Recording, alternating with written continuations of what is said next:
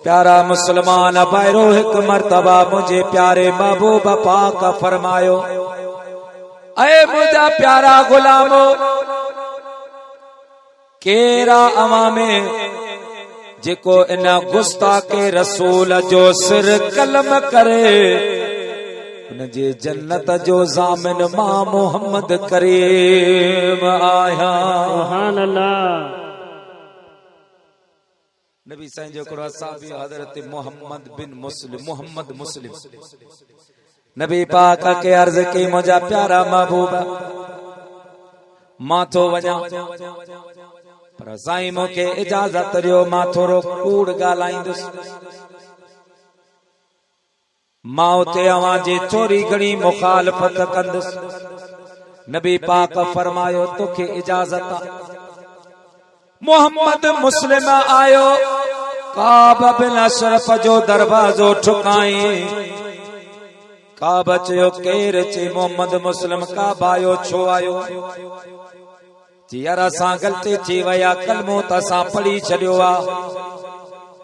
मदीने वारे साईं पहिरीं चयो निमाज़ पढ़ो निमाज़ पढ़ीसीं पोइ चई रोज़ा रखो रोज़ा रखियासीं। वरी ज़कात जो हुक्म चयो जहिड़ो हाल ज़कात बि ॾिनीसीं। हाणे वरी चवे तो त जंहिं वटि जेतिरो आ सभु इस्लाम जे नाले ते ॾे घर में सरफ खाइण जेतिरो रखे उन खां वधीक रखण जी इजाज़त कान्हे का। काब बिन अशरफ चयो अञा अॻियां ॾिसो यो छा थो करे। मुंहिंजा प्यारा दोस्तो बुज़ुर्गो बहरहाल काब बिन अशरफ चयो मूं पार छो आयो जी खुटरो आहियां कुछ पैसा उधारा दे राशन तो वठ। यहूदी हो उन हजरत मोहम्मद मुस्लिम के चो त पंहिंजी घर वारी मूं वटि गिरवी कर रख त पोइ तोखे पैसा दे। चाहे घर वारी पंहिंजी के तो वटि गिरवी रखंदसि त सुठो कोन्हे माण्हू ताना ॾींदा। चयाई पंहिंजो पुट रख जी पुट रखंदसि अॼु नंढा सुभाणे वॾा थींदा। इन्हनि खे माण्हू ताना ॾींदा अवां जे बाबे अवां खे यहूदी वटि गिरवे रखे कर्ज़ खयो हो।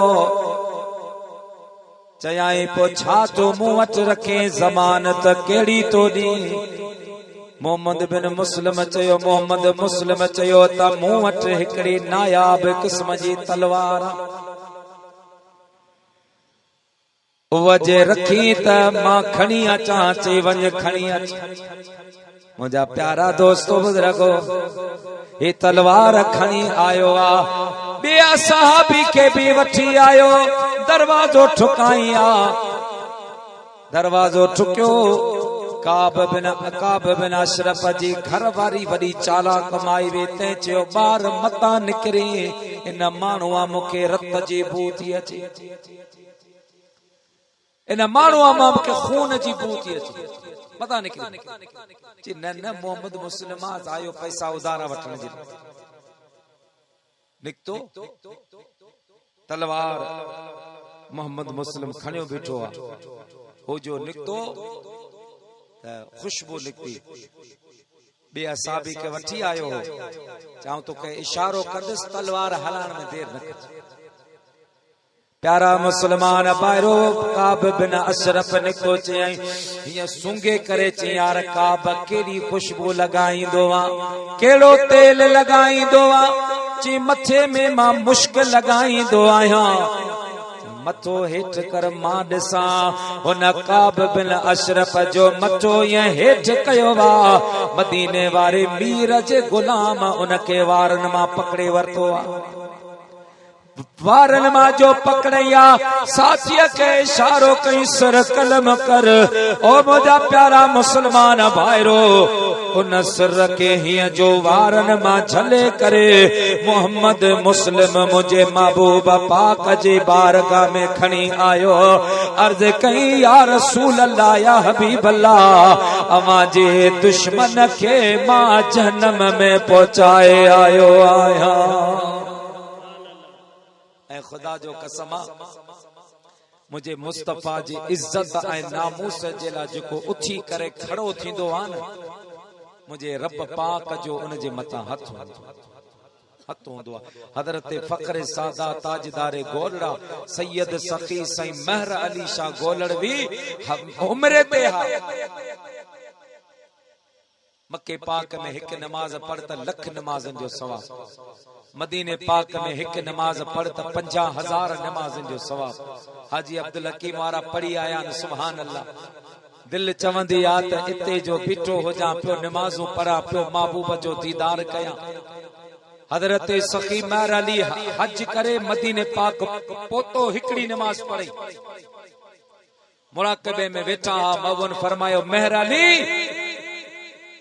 तू पियो हज ऐं उमरा करे, हिंदुस्तान में हिकड़ो कादियानी पलीत निकतो वा जेको मां मदीने वारे मीर जे दीन में चतियूं पियो लगाए, वञी उन जो मुकाबलो कर, मां मुस्तफा तो सां गॾु।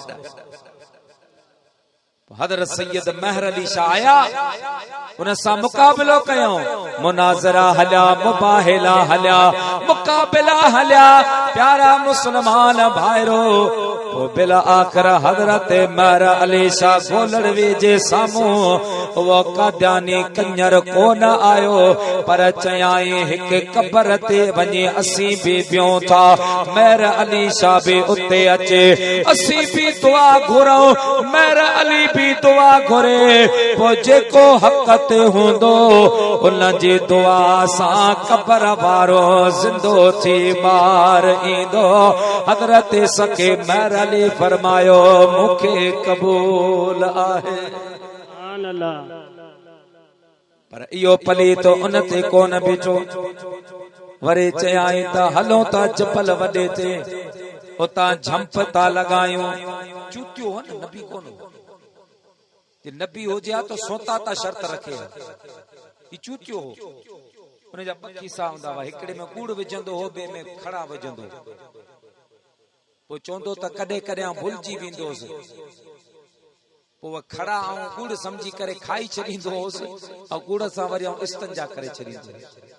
एॾो उन जो पलीत ख़बीस जो अक़ीदो आहे कादियानी लईन जो। हज़रत सखी महर अली फरमा केड़े जबल ते चढ़ जंप दे, मां हाज़िर हूं। ओ मुझा प्यारा मुसलमान भाइरो, वरी चीन अपने सही फरमायो पो कियां कि तू भी कागज रख, मां भी कागज कलम रखा तो, जेको हक़ ते हूंदो उन जो कलम पानी पानी लिखंदो। हज़रत सखी महर अली शाह फरमायो मूंखे इहो भी शर्त क़बूल आहे।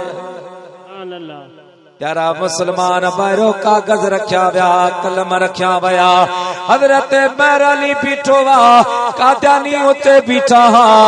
थोड़ी देर गुज़री आ, हज़रत महर अली शाह गोलड़वे रहमतुल्लाह अलैह जो कलम खुद ब खुद पियो लिखे, मा कान मुहम्मदुल अबा अहद मिर रिजालिकुम वलाकिन रसूलुल्लाह व खातमुल सुभान अल्लाह। कादियानी भजी विया। हज़रत सखी महर अली शाह पंहिंजे हुजरे में आयो, खलीफ़ो साईं जो हुजाइतो ते अर्ज़ कयो मुंहिंजा मुर्शिद ॿिया त शर्त मूंखे क़बूल आहे, अवां क़बूल कए पे, समझ में आया पे, पर जेको न चो कबर मां मुर्दो ज़िंदा करे, अवां देरी कान के हा करे छॾी के भला अवां में तुर पावर आए पान, पर पावर जी ॻाल्हि कान्हे।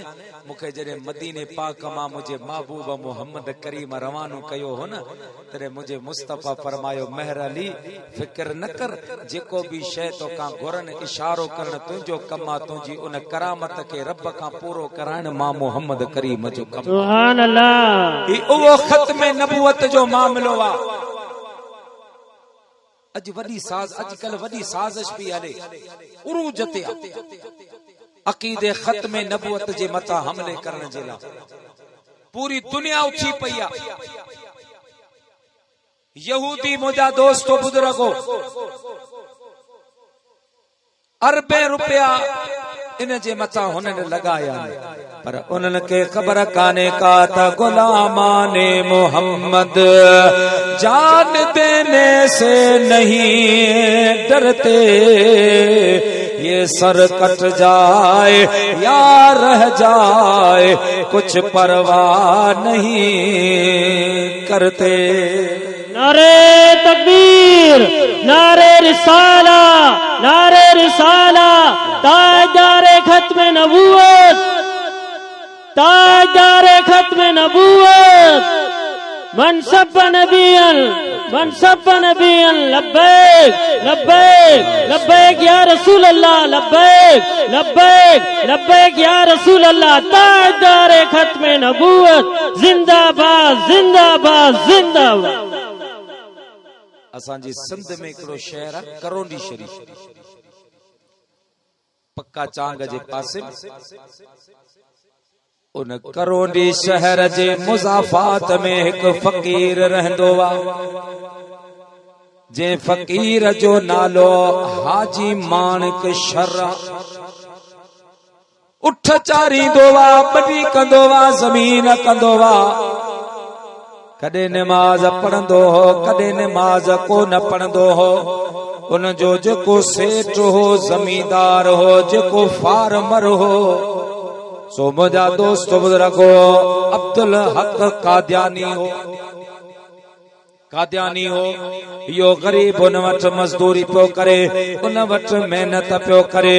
हिकड़े ॾियारे हाजी माणिक शर ज़मीन में कम पियो करे। यो कादियानी आयो, अचे मदीने वारे साईं जे शान में हिन गुस्ताखी कया, हिन नाज़ेबा कलिमात इस्तेमाल कया। हाजी माणिक शर खां बर्दाश्त कोन चो, कुहाड़ी इन जे हथ में हुई, ठका जो कराई त कादियानी वञी ज़मीन ते किरियो। मथे में आईस, वरी कंध कटईस, अखियों कढईस, चप वढईस, बाहूं वढईस, टंगूं वढईस। करोंडी जे थाने ते पेश थियो त मां रसूल अल्लाह जे दुश्मन खे जन्म में पहुचाए आयो आहियां। ओ मुंहिंजा दोस्तो बुज़ुर्गो, थाने वारनि यकदम हिन खे सखर सेंटर जेल मुंतकिल कयो आहे।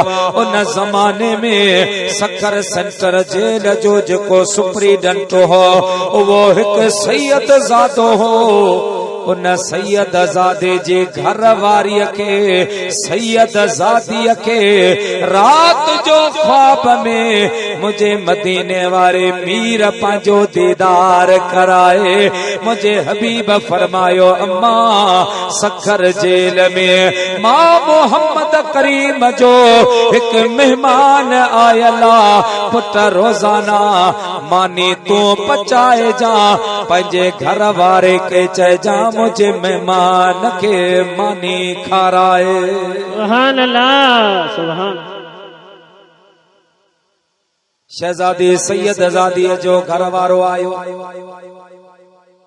शहजादी पुछ, सैयद ज़ादी पुछो त जेल में को मौलवी आयो आ, को हाफ़िज आयो आ, को कुरान जो कारी आयो आ, को पीर साहब आयो आहे छा?